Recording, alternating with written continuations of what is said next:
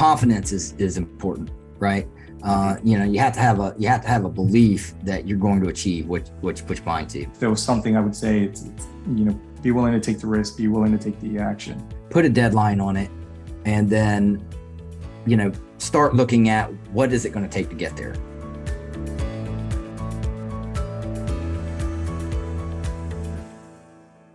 Welcome everyone to the Road Less Traveled Show. This is a show about people that were successful in a previous career and left that career to go down a different path. I'm your host today, Richard Coyne. My business partner, Bill, and co-host is not available today. He's on assignment, as they say. And so we're so pleased today to have Danny Frye and Octavio Mota. So thank you, gentlemen, for joining. We really appreciate you being on. Yeah, thanks, Richard. We appreciate it as well. Absolutely. Glad to have you. So gentlemen, let me first, kind of jump right in. And if you would just kind of give a little background about yourselves, kind of tell us a little bit about where you traveled from, where you were, what your previous careers have been and what you've done in the past. And then kind of, that'll lead us kind of where you are now and what you're doing now. So if you would, please. Yeah, of course. Please, Danny, go ahead and begin, man. I'll definitely back it up with you. I appreciate it. Okay. Perfect. Yeah. So all three of us, Adit, Octavio, and myself, were all former military. Adit was, Navy. Octavio had some time in the Air Force and then into the Army, and I retired from the active duty Army in 2019. All three of us are all 100% service-connected disabled veterans. And so as a soldier, transitioning, we had a great career transitioning and got into real estate pretty much from, the Army has a way of forcing you into real estate investing because, my first house with my wife, we bought in, I guess, around 2009. And about 8 months later, they're like, "You're going to Texas, dude." And you couldn't sell it. So you had to rent it out. Right. And, so after a couple of years, you see like, oh, wow, man, we haven't really paid anything to this house. Yeah. And, it's knocked down, I don't know, $10,000 and, what we owed on it. And, they're appreciated about another 30. So it's like, wow, man, you lived in it for 8 months and made 40 grand. That's awesome. Yeah. And, kind of caught the bug from there. And, in roughly, I guess, in Texas, I just got obsessed with real estate investing. Mm-hmm. And I would come home every single night, pull up the Zillow and just kind of pick 5 different houses. Didn't matter if they were viable or not. And I would underwrite them. I built out an Excel document to learn, exactly what the value is, mm-hmm. Why would it make sense? Why doesn't it make sense? And then what would the price have to be for it to make sense? And I would do 5 of those a day. And I probably did, somewhere around 1,000, 1,500 of them before I bought my first intentional investment property. And,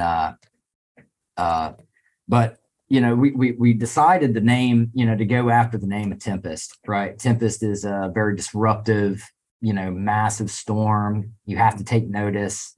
And so that is what we believe that we are doing in, one, the syndication space, but 2, also the private equity space, because we're coming from a different perspective, a different, kind of background and a different approach to structuring private equity deals, private offerings.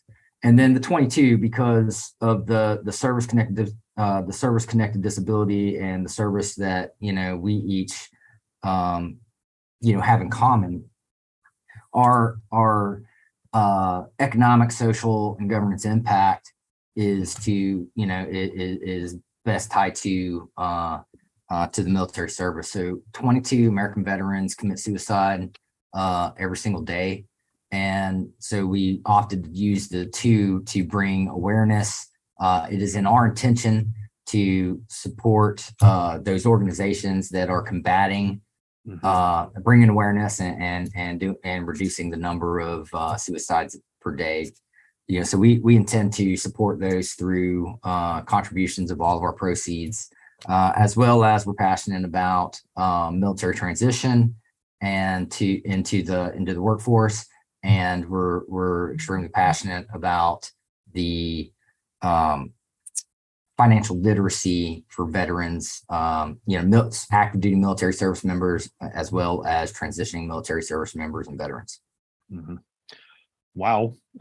Thank you all for your service. It's impressive. And again, it is a very worthy cause to be a soldier, and, it's also a shame to see just what does happen in many cases with certainly with disabilities, and the suicide aspect of it is just horrible. And I definitely, obviously it's something that we have to continue to address to make sure we support our veterans in this country. So we certainly are with you there.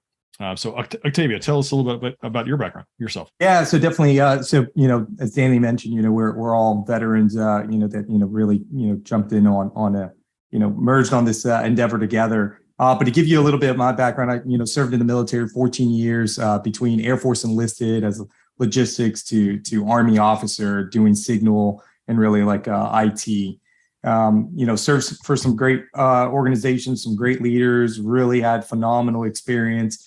But as it applies to really real estate, very early on in my military career, someone really sent the message home about, whether it's your military retirement, you serve, you're lucky to serve the 20 years or any other additional income, verify if that income is generational wealth, right? Mm-hmm. Or if it helps you achieve some of these other financial goals, right? Generational wealth being the highest. And we've always agreed on that as partners. And then, of course, the other things being financial freedom and financial independence. So I knew very early on, hey, while I love, the military, no one really joins the military. I would say almost no one joins the military to get rich, right? It really is a servitude. Everyone knows that.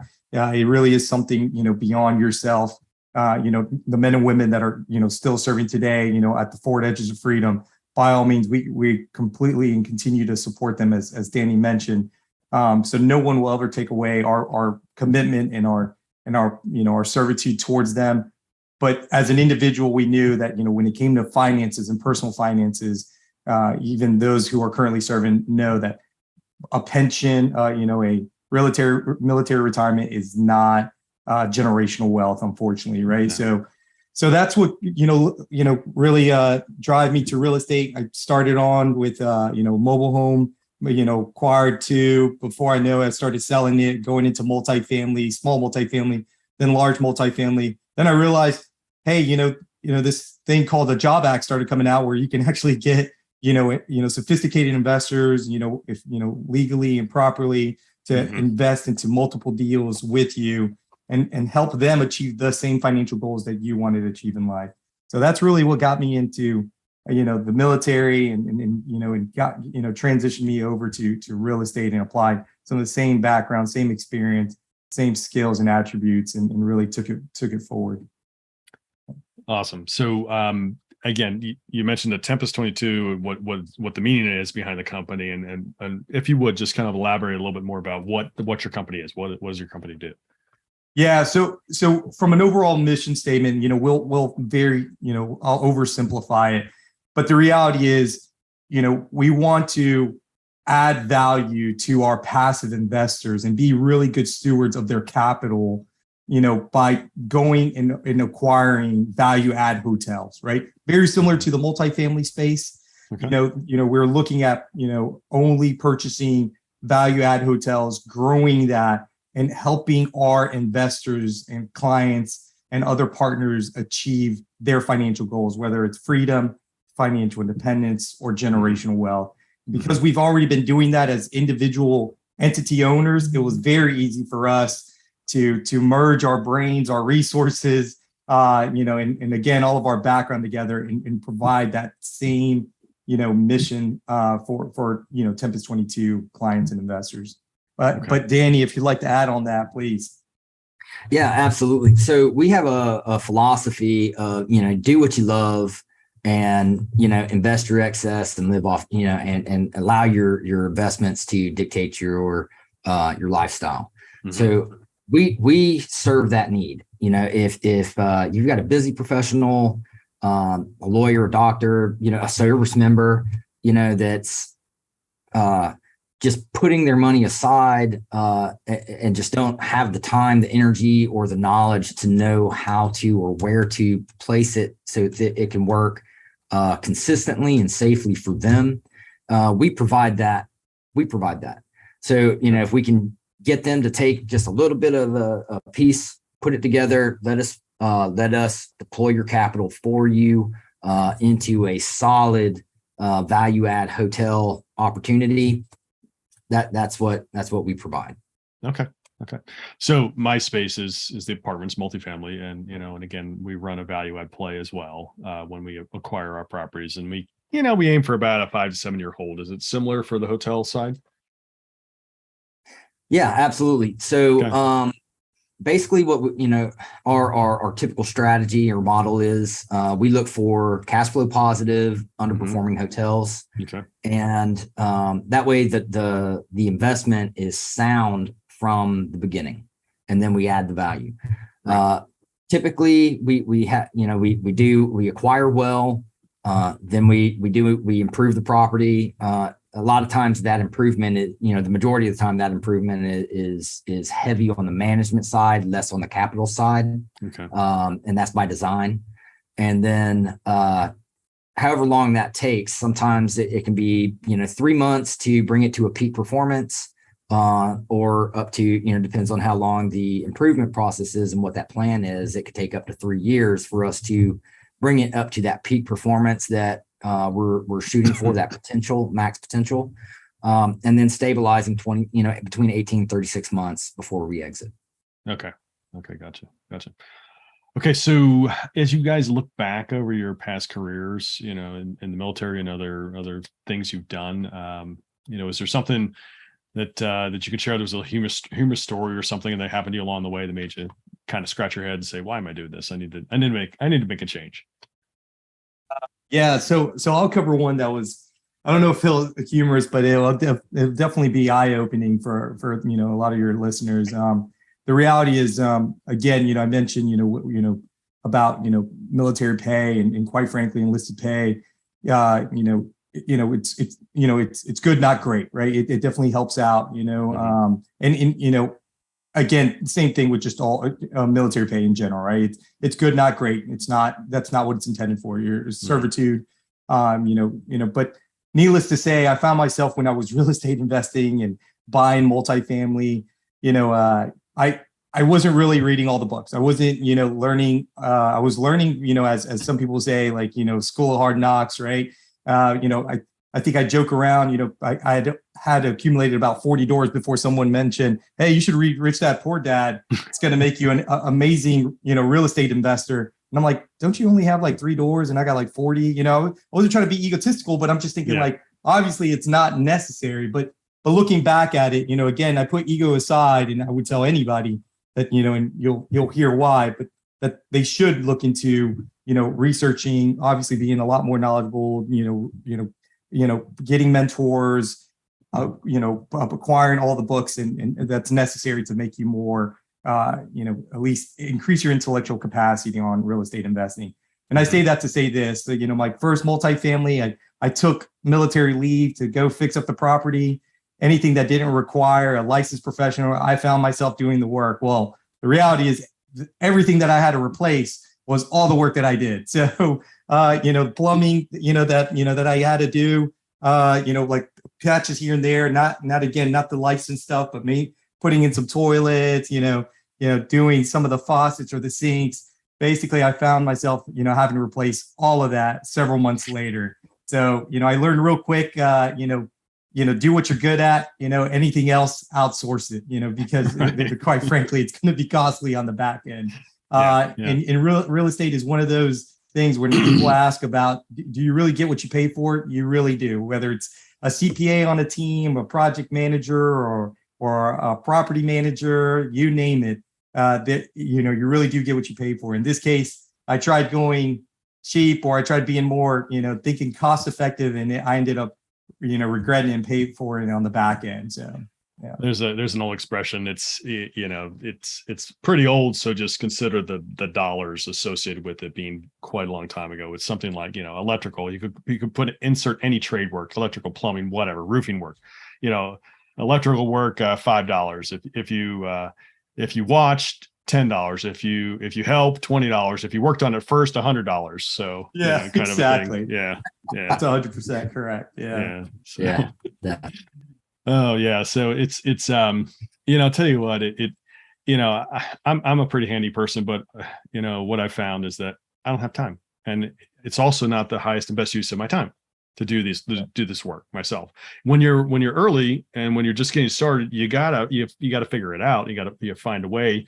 You may not have the cash to go spend to have, so you look for ways to do things yourself. But to your point, if you realize that, this is just a little beyond me, then, the house, my personal house, it was a handyman special. We've redone the entire house, over time, of course, not all at once, but at some point in time, we've literally redone the entire house.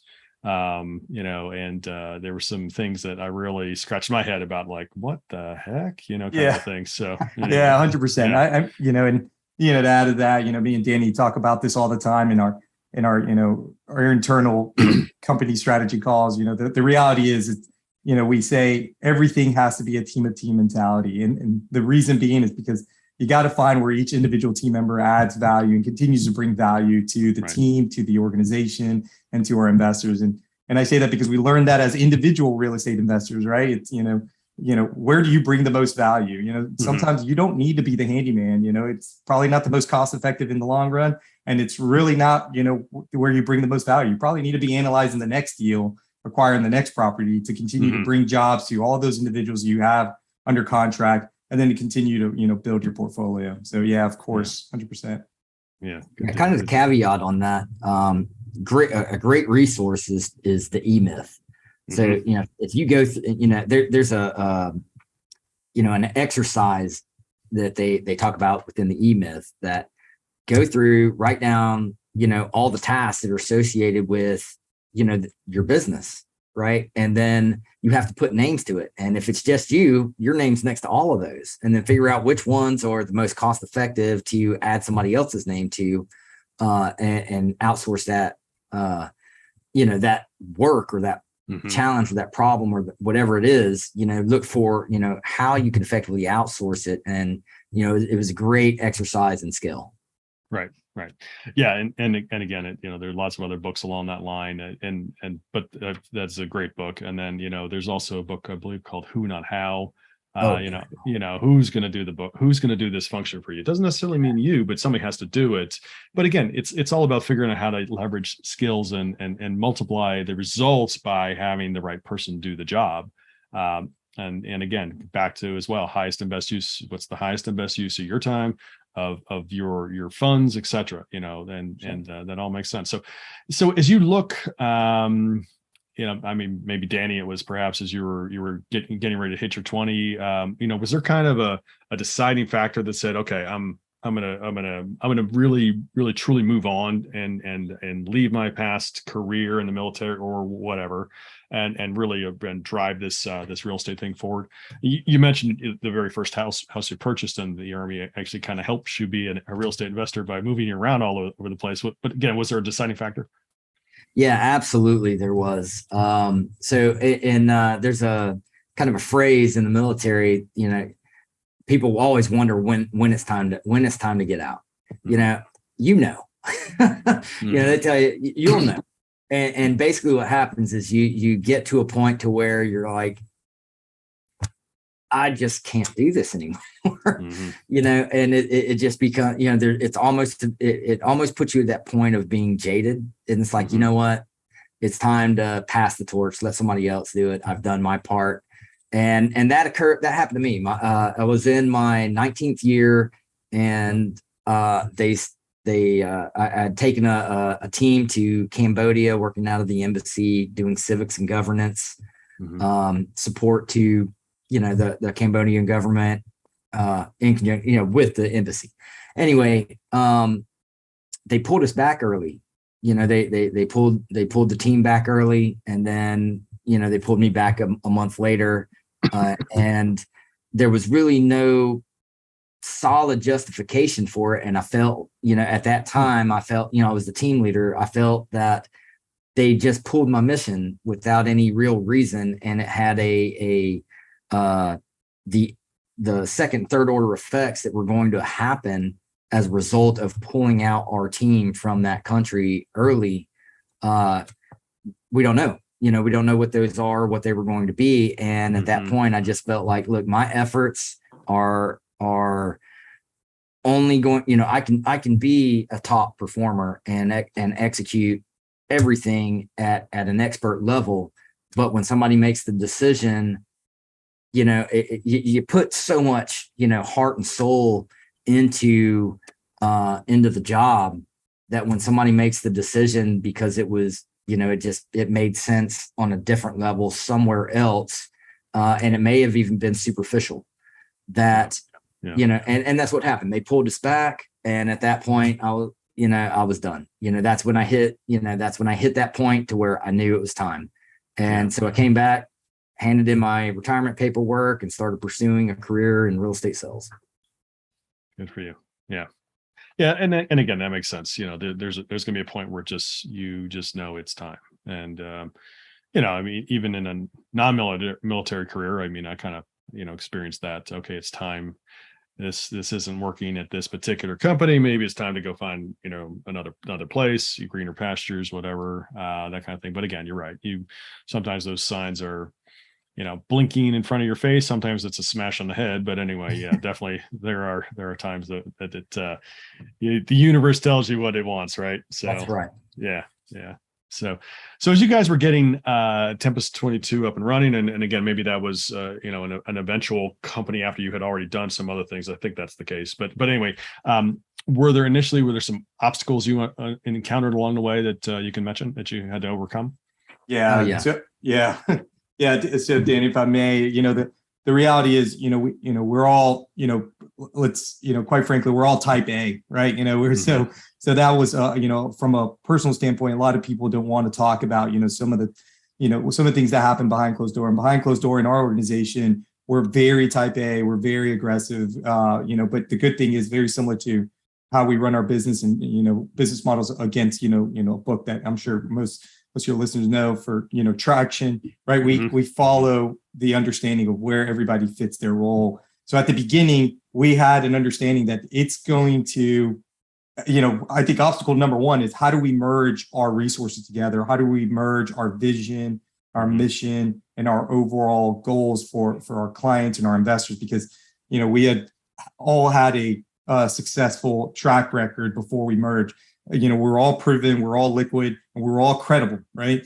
The reality is, like, what is that, going to look like when Tempest 22 actually merges together? And so really, I would cover the first obstacle. Obstacle number one was defining that, or redefining that, not only for ourselves, and to really look at what the future looks like 5, 10, 15, 20 years from now, backwards planning from that. And then, is that going to fit right with us as partners? And then even more so, the people that we're responsible of, which is, our clients and our investors and other partners. So when that was really the first obstacle we had to overcome. And by all means, it took several months just to iron that out, because, typical fashion of our background, we don't take anything lightly, and even more so when we're the stewards of our investors' money, right? Sure. Yeah, I'd kind of like to caveat on that too. So I had another company prior to Tempest 22 that was doing hotel syndication. So we had built out the model. But what had occurred is we got into a stagnation, to where it was flat. And the team that we had built was just not cohesive anymore. It was in the beginning, until we got to a certain level of success, closed the deal, had the management in place. And then when we started pursuing more, the mentality, it just didn't fit. So from a military mentality, from a military perspective, there is no fail. right? So you make a plan, and then you fill in the gaps of all of the activities that need to make the plan successful, and then you create an opportunity to, or you create an environment that allows you to be flexible within the plan, to adjust and make it, to get to what you accomplish. So it doesn't really matter what the end state is, right? You just have to define that and then work the plan and get to it. So coming from a military perspective, all of us know that, hey, we know we can do it. Look, if we want to raise $3 million in the next 3 weeks, we can do it. How are we going to do it? Great. Right. That's, that's logical, and we can do it. As far as, I think Octavio and I, kind of remember this slightly different. I originally approached Octavio to come in as the chief operating officer for my previous company. And anyway, that didn't go very well with the other partners. They didn't like it. And so Octavio and I decided, hey, we'll just do this on our own. We'll just do our own thing. And when that happened, we spent 4 days in my dining room on an 8-foot whiteboard, drawing out the plan and executed, and when we made that decision on Friday, Monday, we had a deal. We closed our first deal. And, 2 weeks later, we had our first, we at that point, we didn't even have a name for the company, I mean, it was just so fast and so, right. Everything just filled in. And then we brought, Octavio brought in a partner, Adit, and that just perfectly rounded out the team. It was absolutely perfect. We did more in 3 months than I did in 3 years from the previous company. And what it was it wasn't a, Tempest 22 was not a new, even though it is new on paper, it was not a new company. It took us about, 2-3 weeks to bring Tempest 22 up to where the previous company was at. And then, we just, hit the accelerator from there. Okay. Nice. So if you would elaborate on that, I'm going to guess that first deal closing very, very quickly, you would call your first victory for the new company, for Tempest 22. So can you just talk a little bit more about that particular deal? Octavio, you want to take this? You want me to get Yeah. So really, we were like, Danny said, I should continue to preface that we were all, already had a successful track record. We already knew exactly what it took to really do the proper due diligence, do the proper underwriting. So all of that was already done, right? We don't want to make it seem like that happened overnight. All of that had been done, right? But the reality is, like, understanding the game plan and how we're going to approach our organization. That was the thing that we were still massaging and definitely, basically creating the science behind it. At the same time, we knew that we were closely approaching the first deal that had to come down, which was the Tallahassee deal, in Florida, a value add hotel, right?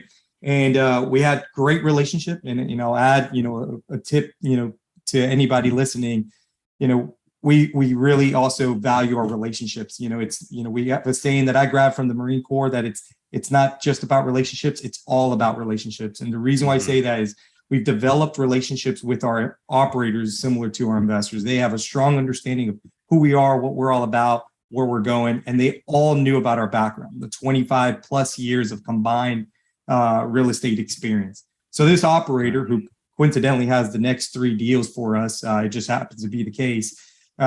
He knew where we're at in stages of our various professional careers and our real estate careers. So he it was easy for him to apply all his effort towards helping us close this first deal. So again, all the underwriting was done, all the proper due diligence was done, the lending was done. We had already raised the capital, and like Danny said, the name wasn't as officially established, and we had already told our investors, hey, look, nothing changes in who we are. The one thing that we can agree on, and the one message that we can convey to you now, is that when everything is formalized and when the dust finally settles, you'll realize that Danny, Adit, they are but an extension of me, And that's what Danny was able to relate to his clients and his investors and so on and so forth. And the same thing with Adit, right? So it was very easy to be able to raise the capital. Nice. I won't say that, there wasn't, stress at the last minute. We were definitely on the 1 yard line, like the Seattle Seahawks, man, feel bad, but it was like, do we run or do we pass? Right. And we all know the results of, passing instead of running the ball. We decided to run the ball. We took it all the way in. And the reality is we were able to close our first deal, within days. And subsequently the next deal came in just weeks in, after that. Right. So it was phenomenal. David, our operator, I'll add that on there because we can't express, the amount of appreciation we have for our operators. Right. Quite frankly, he has over 25 plus years of real estate investing just himself, third generation hospitality manager. He really has seen 3 now going on 4 market cycles. So, think last recession, just like me, COVID and everything else, this gentleman has gone through it, survived it, and been extremely successful. So it was a no-brainer for him just as much as it was a no-brainer for us to continue that relationship. Nice. So you closed that deal under either TBD Inc. or Acme Inc., right? Yeah, exactly. Yeah. Don't get me wrong. We took a lot of late night calls, but the good news there is that we're used to it. So, we tend to sleep with one eye open. And, we were taking calls from the UK, who are investors in the States and, investors on the Pacific coast. And we're obviously on the East Coast, me and Danny. We tried punting it off to Adit, but you can't punt off, the existing relationships you have with your clients on a company that you're newly forming, right. Before that's, completely settled. Right. So. Gotcha. Yeah. Gotcha. All right. So since you're now together as Tempest 22, is there something humorous along the way that you can share? Yeah. Danny, please. Yeah. I know you got one. Yeah. Oh man, that's such a great question. Yeah. We did our first real sponsored webinar about a week ago. And so I've been doing I've been in this hotel space for 4 years now. And I eat, breathe, and sleep it. I know it. I know all the numbers. It's everything. And so anyway, we're our host of the webinar is in Colombia with our chief marketing officer, and they literally landed 5 minutes before the webinar was supposed to start. So they made us the host. They get in, open up their phone, make us the host. And we're like, all right, let's take care of it. Let's get it going. And then about, I don't know what, 20, 30 minutes into it, right when we were getting ready to get to where I'm talking about the details and the opportunity and the market space and the cycles and really the juice of the deal, the power of my building goes out. And our chief marketing officer and our host of the, our webinar host, their cell phones died on them on the way to the hotel. And so Octavio was there, just picking up, all of this right where it was at. It was just, and it in the Army, you see this very periodically. You see it, through briefings to, some general or colonel or something like that, where somebody just absolutely messed it up.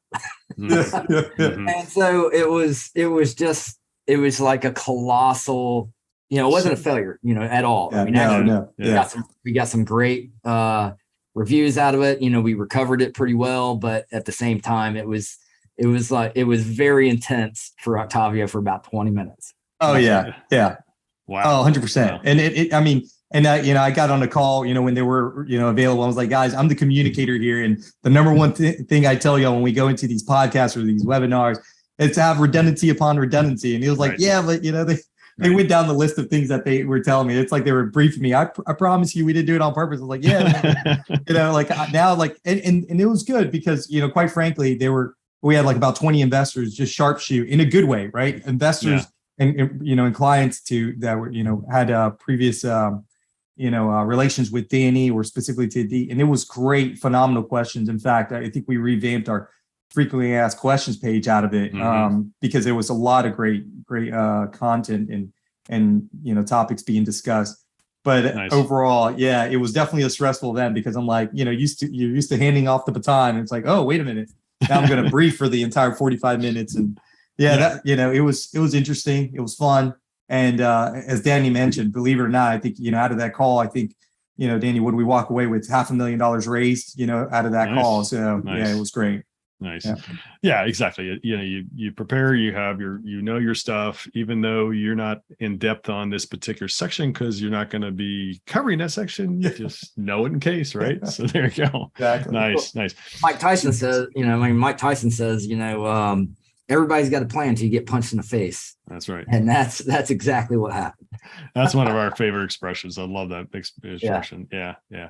So where are you guys today on your journey with Tempest 22? Where do you see the future going for you and et cetera?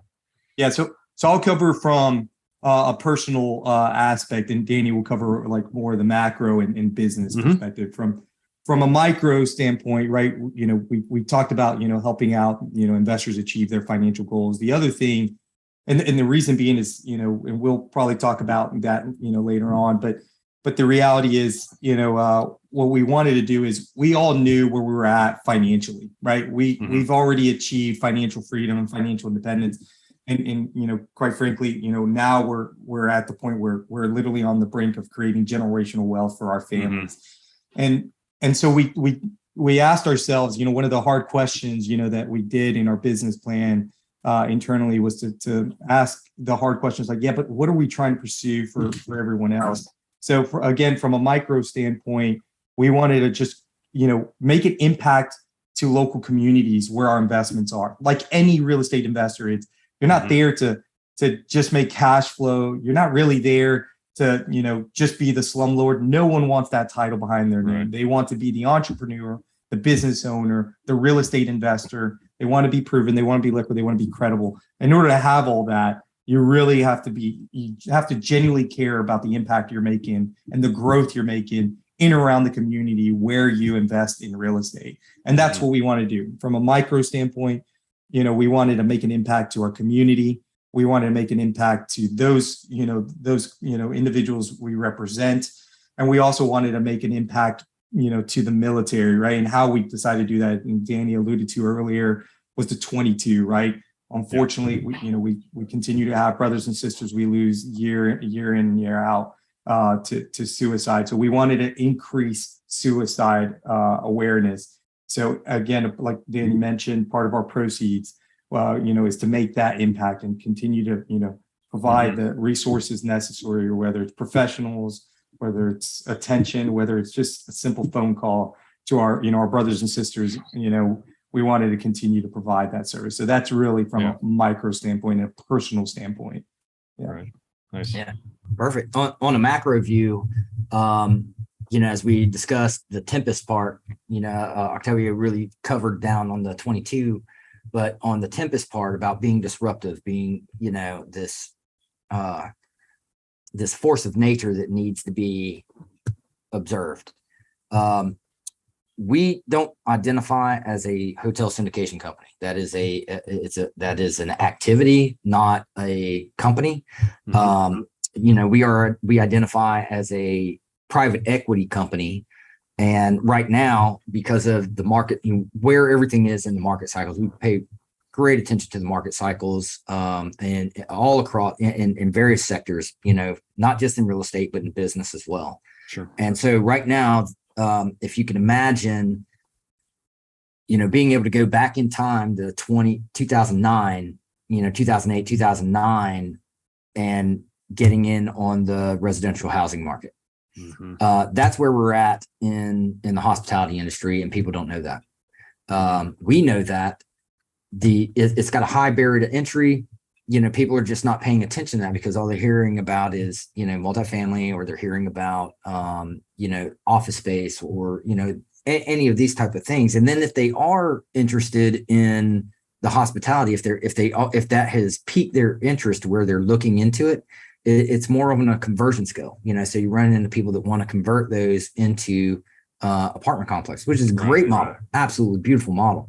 That's not where we're at. The opportunity right now is that basically after, the bottom of the market cycle was in 2020 for hospitality, it will likely never have the same impact in hospitality as what that had, and for how long, because it shut down. Basically the occupancy rates dropped to about 5% across the nation for about 2 months, and then slowly recovered back onto that. So those, about 50% of all hotel mortgages, went into default or were in jeopardy of going into default. And so what that did is that allowed us to be able to go in and see.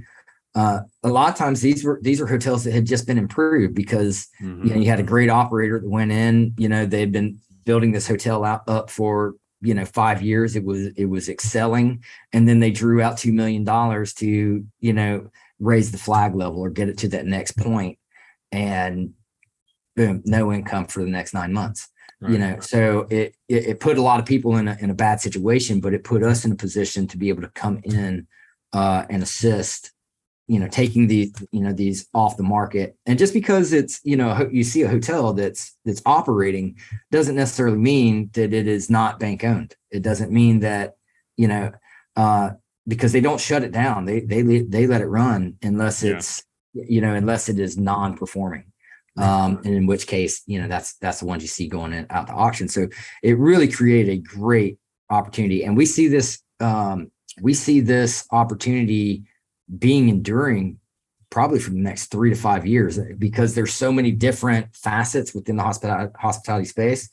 The first area that's going to recover or that is recovering nearly is the economy, and then the travel, and then the tourist, right? So it will, right now, we're in the economy space, moving into the, business travel space. And then, within about 4 or 5 years from now, that opportunity in the resort and tourism space is going to be magical. Nice. But that's our approach. Okay. Very good. Very cool. So, just in terms of just sort of a way you guys give back, you touched on that already in the fact that you care deeply about the veterans causes and helping to provide financial literacy, as well as, obviously efforts to, do suicide prevention. And actually, I should know this off the top of my head, but there's now a national 3-digit number for suicide assistance. What is that, please? Yeah, it's I think it's 7. Oh, wait a minute, I got it right here. It's 8 something. 811. Yeah, 811. 811. So again, just like we have 911, we now have 811 that is there and can connect somebody who's in crisis to some assistance. So that's great. So certainly, again, that's definitely worthy causes you guys are working on. The financial literacy aspect of things is it blows my mind. Back to Rich Dad, Poor Dad for a second. You talks about how, we don't have financial literacy in this country. It's not taught in schools. In Florida, they actually now have started requiring it as part of a high school curriculum to have some financial literacy taught, which is great. I think some other places are doing it as well. But again, that is so important, especially for people, for veterans that are, giving their life to this country. And if they come out without really having an ability to figure out what's their next step after they leave the military, well, that's a problem. That's a huge problem. So well done, guys, on your efforts. So maybe just let's move toward wrapping up. So what advice would you give somebody who's considering making a path change? Sure. I'd like to make a correction, because I don't want to put out please this information. The National Suicide Hotline is they still have the 800 digit, the 800 number, but it is 988. So if there's somebody out there that needs somebody to talk to, 988 is the number they need to call. Yeah. And as Danny mentioned, there, military one source, as well as the military crisis line, as it continues to be available to all veterans or active duty members. Good. Yeah. So what advice would you give somebody who's considering making a path change?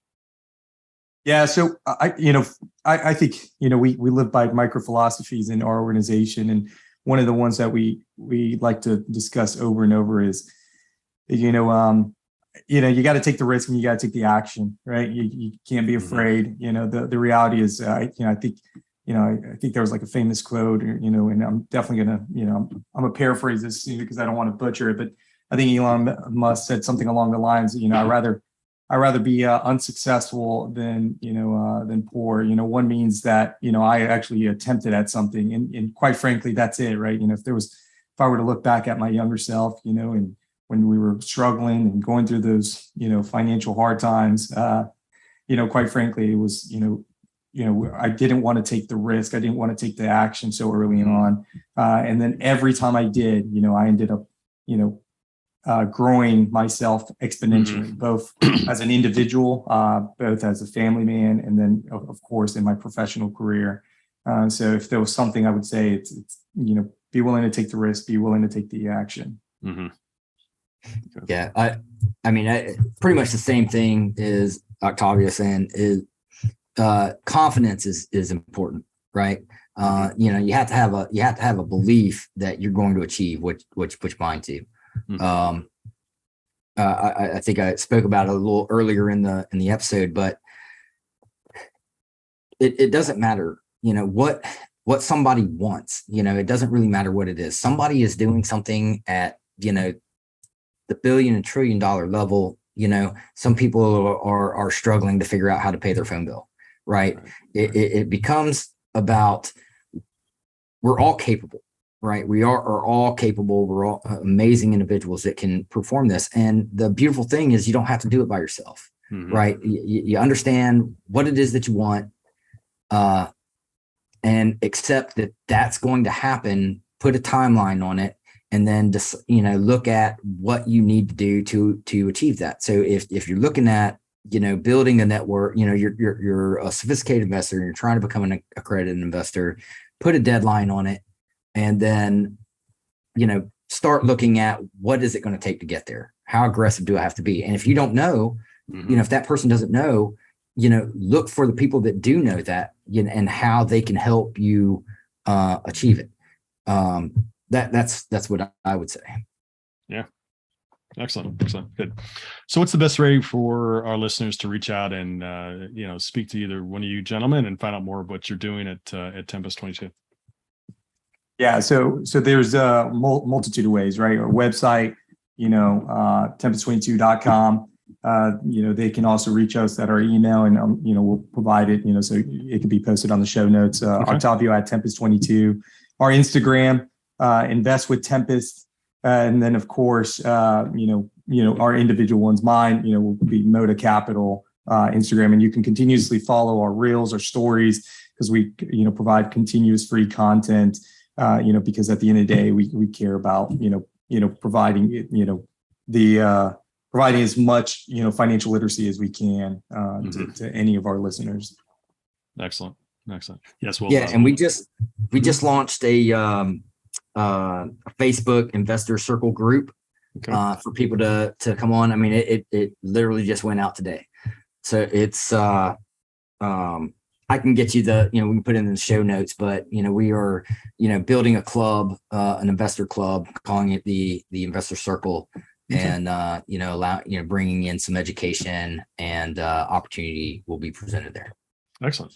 Yeah, we're glad to add those to the show notes. So certainly really appreciate you being on. Really want to thank Danny and Octavio, you for being on. I know your business partner was ill and couldn't make it, but certainly thank you for being on. Appreciate your time, and glad you were here. Same here. We couldn't express our appreciation enough. Danny said, no matter what we got to do, we got to adjust our schedule, because anything that we can reach out to, to more, listeners and more real estate investors, to anything that we can do to add value, we're going to do it. Excellent. Excellent. Good. So again, thank you, gentlemen, for being on. On behalf of Bill, who is said is on assignment, want to also Bill would thank you for being on too. We'd also like to thank our listeners for being on. Please continue to give us a 5-star rating so we can bring you more great content like the gentleman from Tempest 22 today. Certainly, thank you for being on. And also like to remind everybody of a couple important things that Park Capital Partners has going. First, we have the Park Capital Partners Value Add Fund that is open today. It's a 506c fund that's open for accredited investors. And we also have the Park Capital Partners Foundation that is a 501c3 nonprofit that Bill and I created, and that works in a couple ways. First of all, we fund fully the operations of that foundation. So all the money donated goes to do its best work, and that is to help others.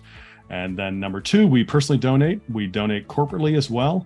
And then finally, when investors invest with us in one of our projects, we make a donation to honor that investor from a pre-selected list of 15 different charities, including Wounded Warrior, among others. So we certainly, again, like to thank everybody for joining in. And remember, folks, the road less traveled may be calling you. We recommend that you listen and take action. Thanks for joining.